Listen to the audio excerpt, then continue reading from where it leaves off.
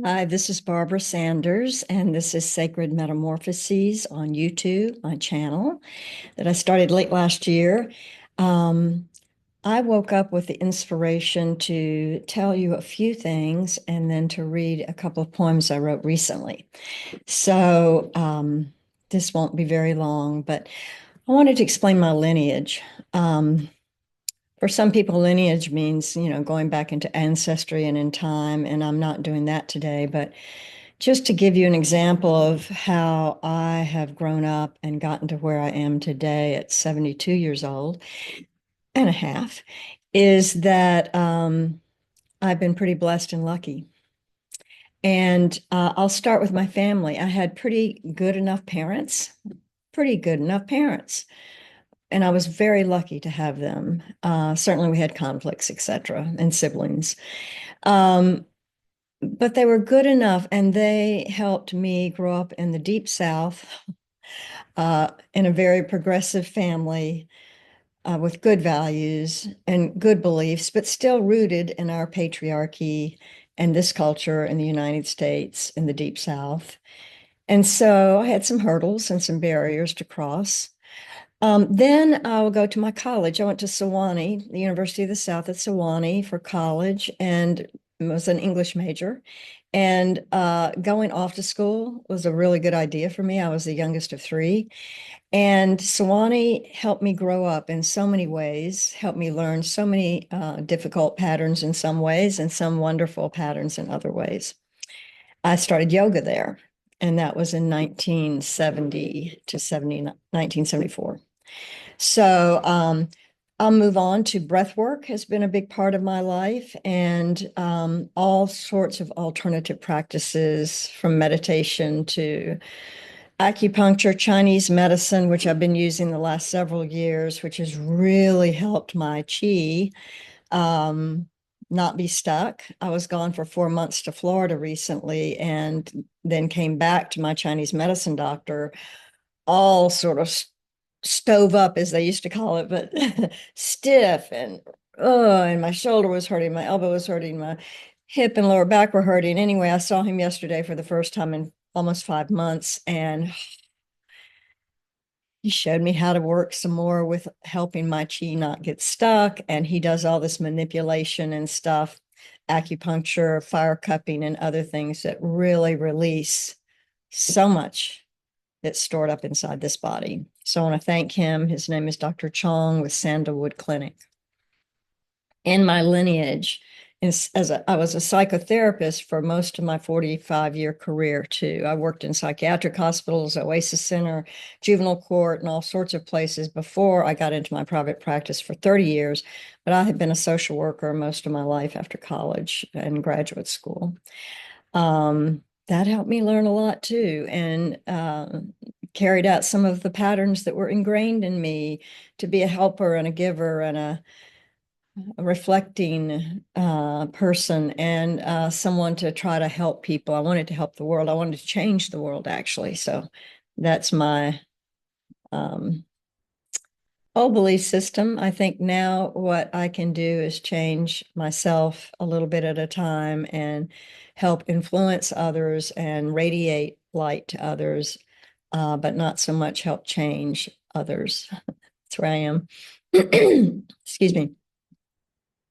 In my lineage, going back in time, Kenneth Robinson with breathwork and breathwork training with Linda Manning, both here in town in Nashville, Tennessee. I thank them so much for all that training and assistance in learning how to breathe, how to use breath work. I had done holotropic breath work in the past, but once I got to Linda and Kenneth, I really understood more of how to use our breath more deeply and consistently and find new avenues inside us that I never knew existed before. I'll move on to Toby Fischel. Toby Fischel has been very inspirational and motivational for me. She worked at the Osher Center, helped found the Osher Center at Vanderbilt, but I knew her mostly as a workshop leader and facilitator and friend. Then we move on to Jenna Longmire, who has been a graceful presence in my life since the pandemic, actually, which actually was very good for me to be in the pandemic and to be closed in a bit inside my house so that I didn't just do what I've done best all my life, which is to stay busy, stay connected with people, and just keep moving around so that I didn't have to feel very much. Well, Jenna, a high priestess, helped me join circles online, and she's a very dear and enchanting woman. Moving on from her to Tammy Roth, who has been my inspiration and motivation for the last several years now. Doing family constellations, all sorts of retreats, women's retreats at St. George Island and Alligator Point. Tammy has been the one who I've taken classes from for so many years now, and the last one, current one, being at quantum astro classes. So she's all about the quantum field and connecting us all, interconnecting us all with ourselves deep inside, with spirit, with Mother Earth, and everything that flows between us. Thank you, Tammy, and all of you who I've mentioned. I'm also going to add that I have been lucky enough after Michael Pollan's book in 2018, How to Change Your Mind, which I'm not sure about that title, but anyway, he inspired me to get involved with the sacred sacrament movement, special sacred sacraments. And having gone to recruit, that's funny. That sounds like military.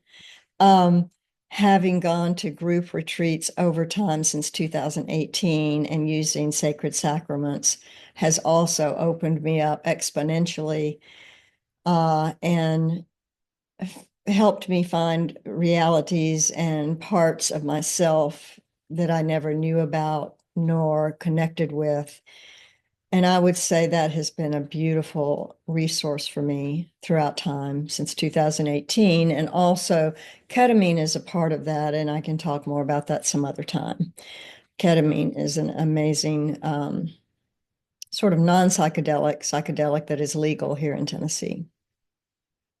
And there are integrative health doctors and ketamine assisted psychotherapists here in town. If you want to get any more information about that, let me know.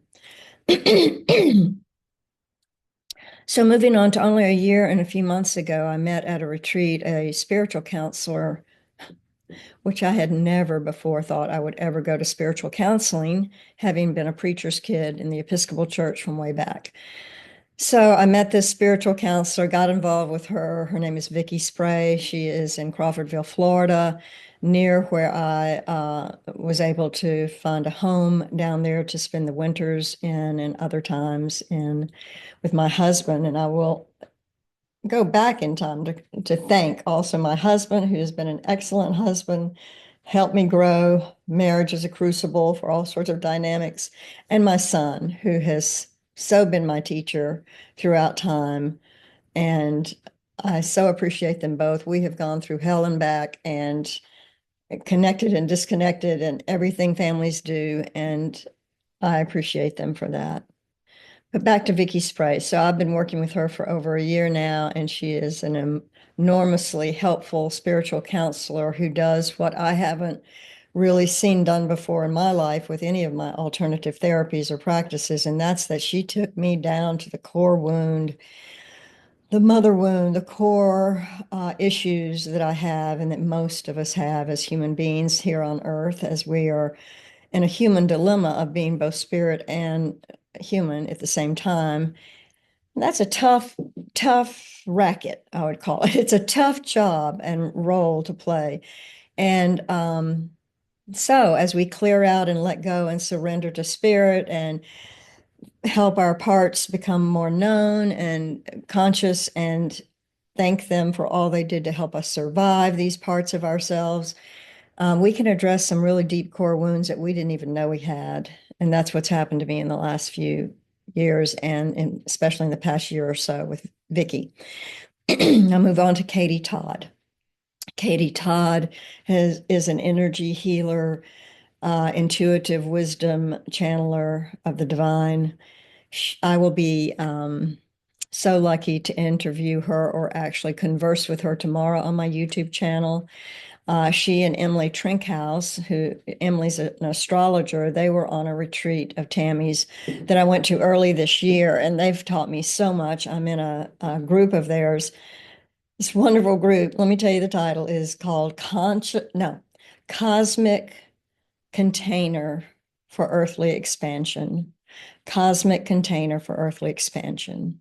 And it's a small group online of people throughout the nation that we do astrology and practices that Katie excels in, and she is deeply healing with the energies and intuitions that she has about the body, the mind, the heart, spirit, all of it, the whole shebang.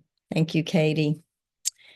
Let's see. Oh, also, I want to thank all of the women's groups and other groups that I've been a participant in as well as facilitated, because I think groups and community have helped me throughout time as a false self extrovert in the past, doing all that I did out in the world. I'm really an introvert and had to find ways to be alone enough to deal with the extrasensory world, I would say, the high sensational society that we live in that's full of noise, light pollution, every kind of pollution, air pollution. The dynamics between with people and me have also been very stimulating. And so what I did in the last couple of years is took off for Florida for several months of the year with my husband and dogs. Oh, I hadn't thanked my dogs yet. All the pets and dogs and cats I've ever had. Thank you. Anyway, I had to separate from Nashville where I've lived over 50 years. Had to go to a place, put that down. I had to go to a place where I didn't know hardly anyone and be alone and be peaceful and quiet and be still, which I've never done in my life. So I can say more about that later, but separating myself from my community has been extremely helpful for me to slow my electricity and my body down, my mind and heart down, so that I could just open myself more to all the cosmic forces, the universe, the divine mysteries than ever before. It's something, y'all. So I want to read you these. I could say so much more. I want to read you these poems because they're sort of where I am at this current moment. And Vicky particularly helped me with the first one just the last week or so. And then the other one happened spontaneously as I think I am healing some more. Toby Fischel gave me the name for this piece of writing that I did in the last week. I was at a workshop at Art and Soul, and Art and Soul is another place, I think, a community of people here in Nashville, Art and Soul Nashville, which you should look up and join classes and get involved in groups full of meditation, artistic work, creativity, writing, movement, singing, everything that you'd ever want creatively. Go to Art and Soul, look at their website. Back to Toby's workshop, which was called Love Revolution. On Saturday, this last Saturday, we were doing a collage of some sort, and Tammy just gave me this little piece of paper that had written on it, "Rebecoming."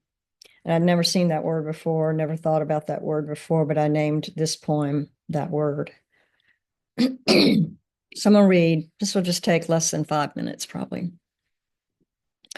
Rebecoming, Part 1. What happens if I cut my metaphorical umbilical cord to my mother, in quotation marks, my human deceased mother and my society and culture's mother, which has actually been a patriarchal place to live? If I cut that cord to mother, how will that feel? How will I feel? Will I float out into the cosmos separated from the earth? Will I detach from my usual worldly realities so that I am unattached, all alone, except for the divine mysteries? That's a big except for. Will I live in a spiritual womb that offers me all that I want, all that I need? What will it be like to be with spirit all of the time, not just once in a while? Daily, when I walk down the street and see the goldfinches whiz by and hear the young mockingbird singing at the top of his lungs, rejoicing in the sounds that he makes, I smile. These are gifts from spirit. When I hear the doves coo, when I see dandelions and other wildflowers growing, all offerings of beauty and delight shared by grace, I am happy. Perhaps these are sensory seductions of the divine.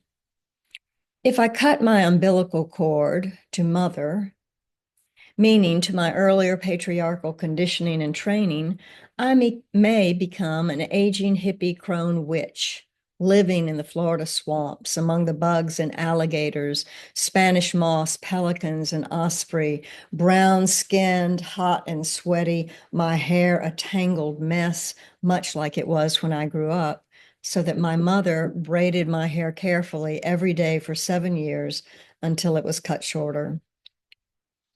I may also become a large Amazonian priestess or shaman. I guess we never know. I may not feel rebellious toward my mother anymore. I may not feel defensive no matter what others say to me or in reaction to how people seem to feel around me. I may no longer really care much about how I look or how I speak, no longer worried about acting appropriately in public or even at home with other human beings.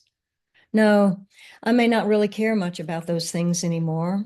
I will feel embodied, breathing deeply, meditating, and whatever else I choose to help me dive into the spirit world and be with the elementals and the fairies and the deep, dank forests, wet and fertile, while I sing, chant, dance, and hum, bowing to Mother Earth, illustrating my deep devotion to the divine throughout the remainder of my life here. Unlike my mother, does spirit require anything of me? Do I need to replace mother's and follow spirit's rules, dictating my behaviors, thoughts, feelings, and deeds? I wonder, what will life look like? Who will I become? I don't really know, not yet being able to shed many of the teachings I have learned while growing up with mother. If I disengage from my identity as mother's child and deepen my identity with the divine, who am I really? Who will I re-become? I do thank my mother, and I will say this whole list of people and so many others that I have not thanked. I do thank my mother for all that she helped me do and be. How do I unlearn and relearn new ways of being, re-becoming? No longer nervous, anxious, or worried about doing all the right things, not so tied to the results of my performances while human. I will be free, liberated from the shackles I have adopted that bind me. I will race through the world at times and at other times be so still that spirit will hover closely beside me, within me, and I can see and hear and feel and even touch more spiritual and mystical energies than ever before. I will be so relaxed and I will rest so well. I will feel deep, delicious, and sustaining energy without needing to create a job or a new career for myself. I will not have to work so hard, but will create all sorts of art, playing and enjoying my lazy days, just being, not doing. What paradise that may be, what joy and bliss. And I don't have to die physically to re-become, which I guess I may have believed before. I can just sit with grace and love and not do, just be.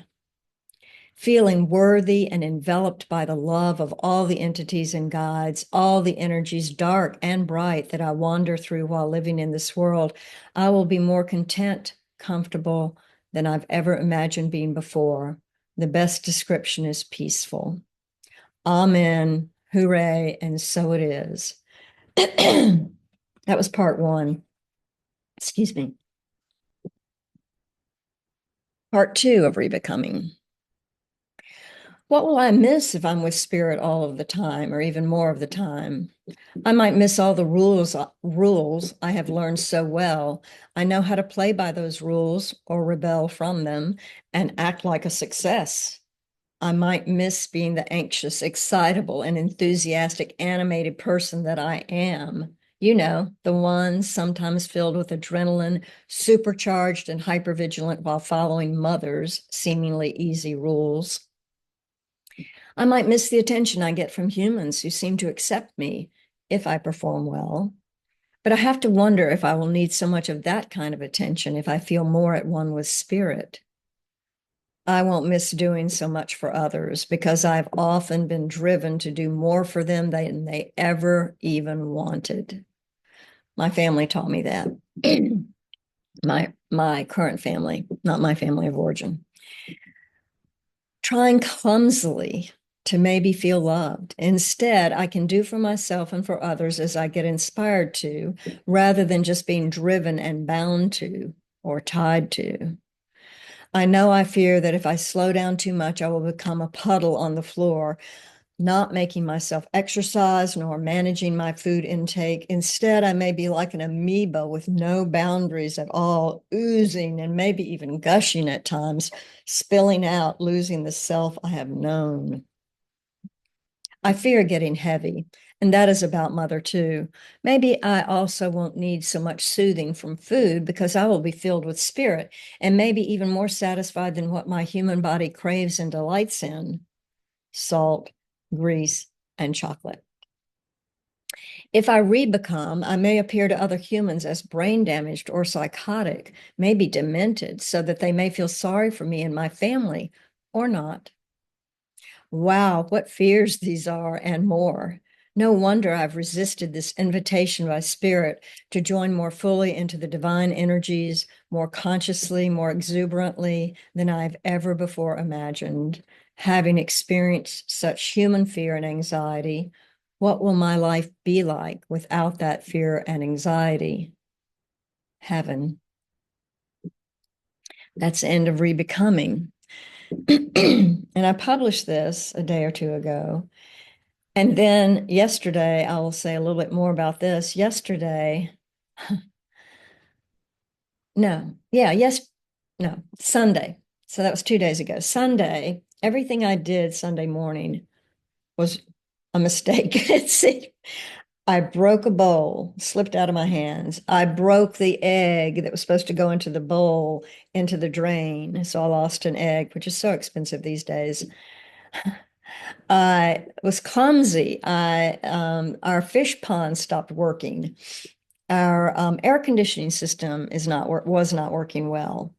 All these things kept happening, and for the first time, I think in my life, I just began laughing. I was giggling. My husband was watching me. I would tell him about these things that happened on Sunday morning. Let's see, that was the 18th of May, 2025. Sunday morning, everything. I mean, I was just like giddy, silly, punchy. I was just laughing instead of being so stressed and anxious and mad about these things not working, which I usually am. I'll say one more thing about Sunday that went into yesterday. So I laughed much of Sunday. Yesterday, I found out, and this is very revealing more than anything I've ever said. I have watched American Idol all the years I think it's been on. I have no idea how many years that is, over 20. Probably. Anyway, I've watched American Idol. I also watched The Voice, and I used to watch So You Think You Can Dance because I love dancing and singing. That brings me joy more than almost anything in life: music, dancing, singing. And so I watched the rerun. Well, first I found out something yesterday, and this is a spoiler alert for people who are interested in American Idol and haven't watched the grand finale from the 18th. All season long in this show, I've been rooting for, cheering on this one man named Jamal Roberts. He is a dark black man with beautiful white teeth from Meridian, Mississippi. And I was born in Meridian, Mississippi. And I may tear up now too. So yesterday, before watching the finale that I recorded, I saw that he had won American Idol. The last black man that won American Idol was in 2002 with Ruben somebody. I'm sorry, I don't remember his name. And that may be a season I didn't watch. Fantasia won it. She was a black woman one year. Before that, Jennifer Hudson came out of American Idol and all sorts of other wonderful singers who didn't win but were there. Since 2002, this dark black man from my hometown, Meridian, Mississippi, won American Idol. And I just began crying. So I went to the internet and looked up all the songs he had sung this season, which I've already heard. And I watched him, and this man clothed himself in divine clothing all season long. He put on glitter. He put on these tight clothes with like a jacket and pants over this empty bare chest with full of tattoos and sang his heart out, sang with so much energy and beauty. He is beautiful. So there's some attraction ability that he has as a star now. He was marvelous. And for him to win American Idol was amazing because America votes for American Idol. And oftentimes the best singers never win because it's a popularity contest. And white men usually win. Some women win, white women mostly. And this was like a surprise. This man won the whole season. So I cried all yesterday afternoon. And I also had gotten this new necklace, and I'll show it. It's from Hexagra, Hexagra. I found it advertised on Facebook, which I'm embarrassed about. But this Hexagra group, you can look it up online. They have all these products that they say they fill with divine intention and heightened frequencies, like my Healy device, so that it gives you more high frequencies than in the density in which we live in this 3D world. Now, whether or not you believe that, that's about faith. You know, some of us have beliefs in all sorts of things. Mother Mary, Mary Magdalene, Divine Feminine, which I'll add another person, Gretchen Watts, did a beautiful presentation on Sunday, the 18th, again, May 18th, in Nashville on the Divine Feminine. And she did a beautiful job. And that made me tear up too. Gretchen Watts, she's a therapist in town, a Jungian certified sand play therapist also. So I was crying yesterday afternoon, so excited about Jamal winning. And then I wrote this. It's called Serious Every Day, and it's very brief.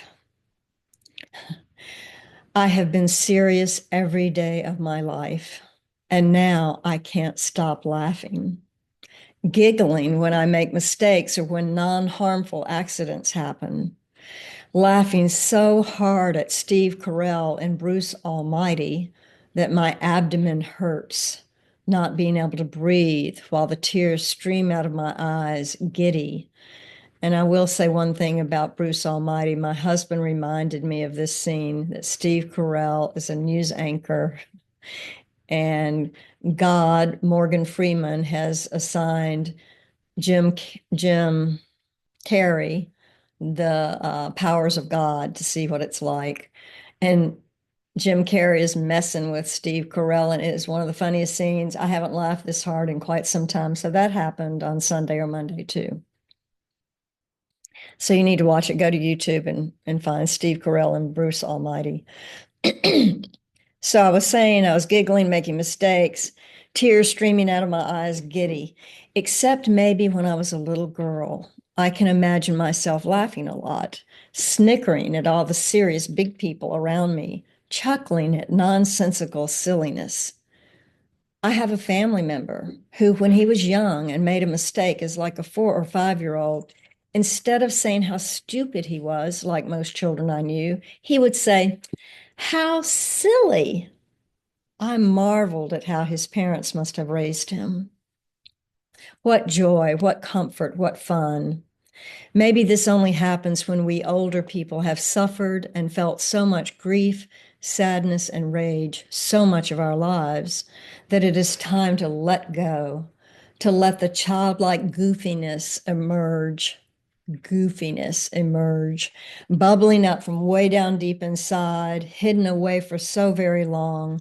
Now we are so easily taken by surprise and hope that we are not acting too sacrilegious or irreverent.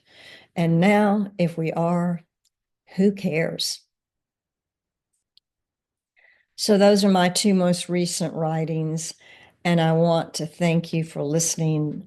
This is a lot longer than I planned. I was just going to read the poetry, and let me show you my hexagram again. It's full of sparkles and glitter inside it. Thank you. Subscribe to my YouTube video channel. If you'd like, you can do it for free. I'm Barbara Sanders.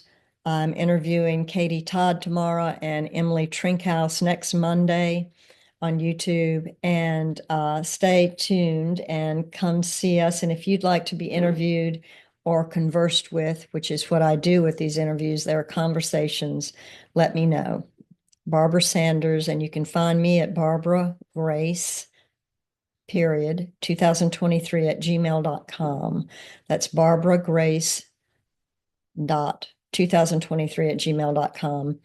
I so appreciate you for listening. Thank you.